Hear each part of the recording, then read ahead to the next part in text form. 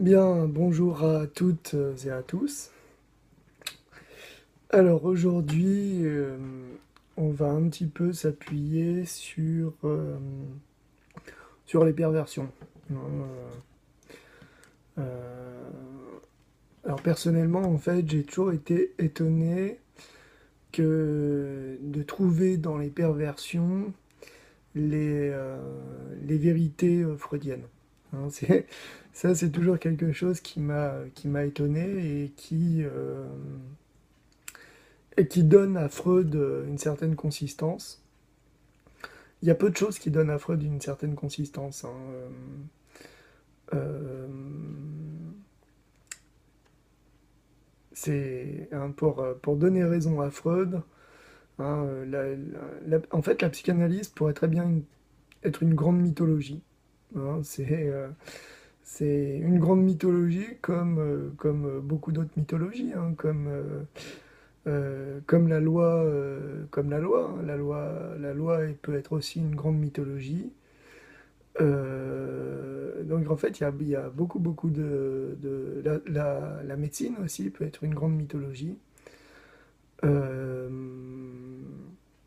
donc voilà, et il y a peu de choses qui donnent raison à Freud,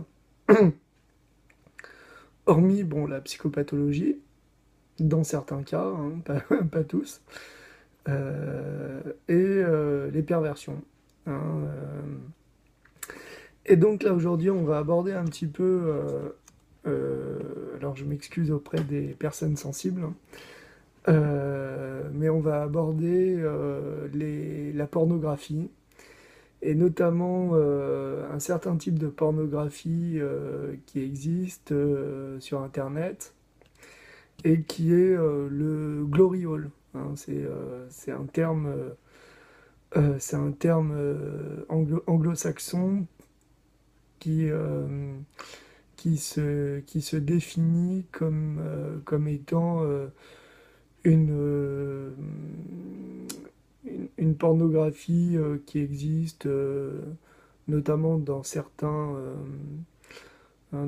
lieux. Alors moi je suis pas un expert des lieux pornographiques ou des lieux de la perversion, mais on- il y a des lieux où les hommes peuvent passer leur sexe au travers d'un trou, hein, et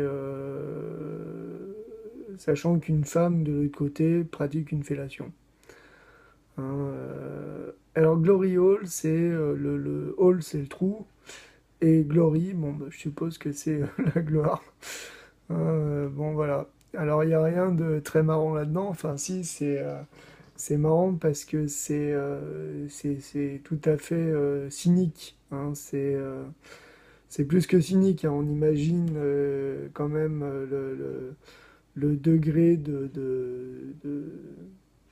folie, hein, qu'il faut pour pratiquer ça, ou disons le degré de fantasme, hein. Ce sont les fantasmes pervers, finalement ce sont plus des fantasmes euh, pour un psychanalyste, parce que ça vient donner raison à Freud, et Freud, quand Freud a raison, attention, hein, parce que la raison freudienne n'est quand même pas une super bonne raison, hein. Euh, alors, pourquoi Glory Hall? C'est parce qu'en fait, euh,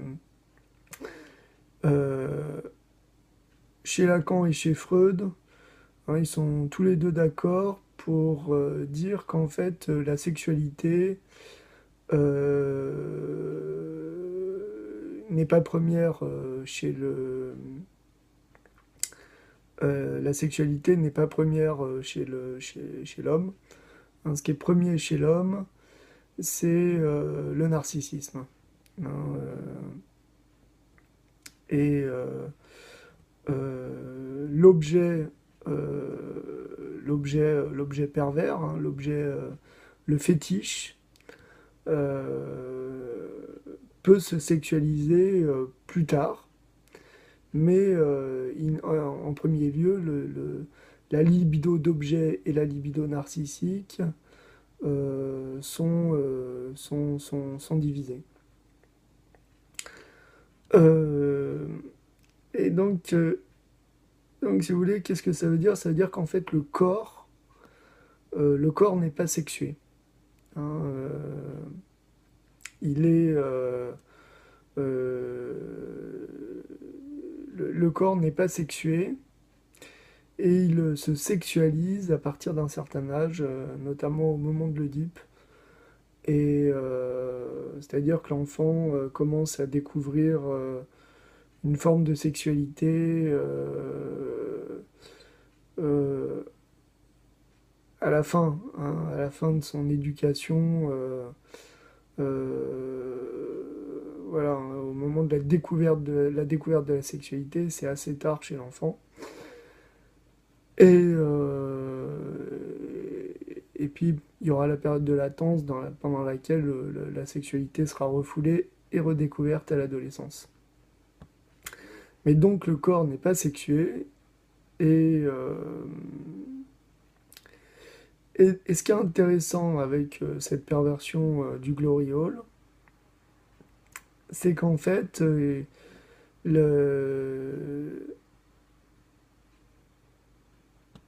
le pénis n'a plus de propriétaire. Hein, ça, et donc, du coup, le pénis est détaché du narcissisme, détaché de son propriétaire, détaché du corps, et le pénis devient anonyme. Hein, voilà. Et donc, c'est en ça qu'on voit que le narcissisme n'est pas sexué dans les formes extrêmes de la perversion. Euh, et voilà. Et, et si vous voulez, en fait, alors derrière la question du narcissisme, il y a la question de l'identité, hein, dont on a vu hein, qu'elle était assez problématique euh, dans les jouissances, perverses, hein, euh, parce qu'au fond, finalement, ce que ça montre, c'est qu'il y a un clivage entre sexualité et narcissisme. Et ça, on le voit très très bien, je dirais, dans la société actuelle, hein, où, où en fait, il est pas rare du tout que le sexe soit vraiment banni, hein, banni de la société. Hein, et alors, on pourrait supposer que c'est parce qu'il n'y a pas de rapport sexuel. Hein, c'est chez Lacan. Et le fait qu'il n'y ait pas de rapport sexuel, on va dire que c'est à peu près normal. Hein, dans le sens où ça fait partie de la structure, ça fait partie de la structure qui, de la personnalité. Hein. Mais on voit bien qu'en fait, on peut supposer, moi c'est un peu l'hypothèse que je ferais, c'est que les perversions, les perversions viennent du... Enfin, en tout cas, la généralisation des perversions viennent du fait que le sexe est devenu intolérable, en fait. Hein, et ça, on le voit par exemple dans le rapport homme-femme, où, où en fait le rapport homme-femme euh, est devenu difficile parce que les femmes appliquent à la lettre la norme phallique, mais plus que la norme phallique. Elles appliquent à la lettre euh, une norme désexualisée. Et voilà. Et donc, voilà, c'était un petit peu ce que je voulais dire dans le sens où le Glory Hall, c'est la manifestation, c'est l'image. C'est plus une métaphore, hein, c'est l'image.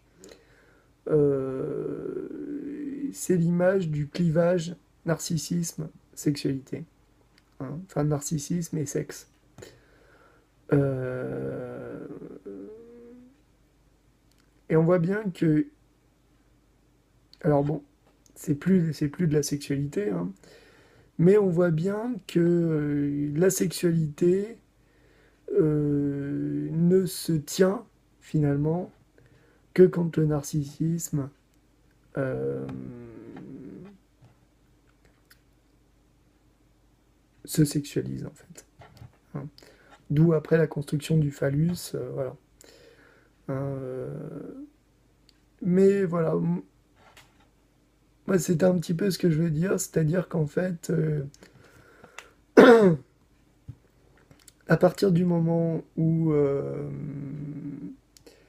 la norme phallique s'effondre, euh,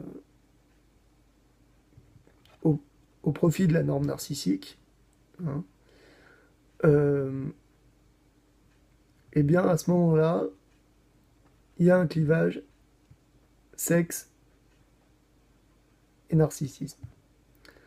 Voilà, c'était un petit peu ce que j'avais envie de dire. Euh, voilà, et je vous dis à très bientôt. Au revoir.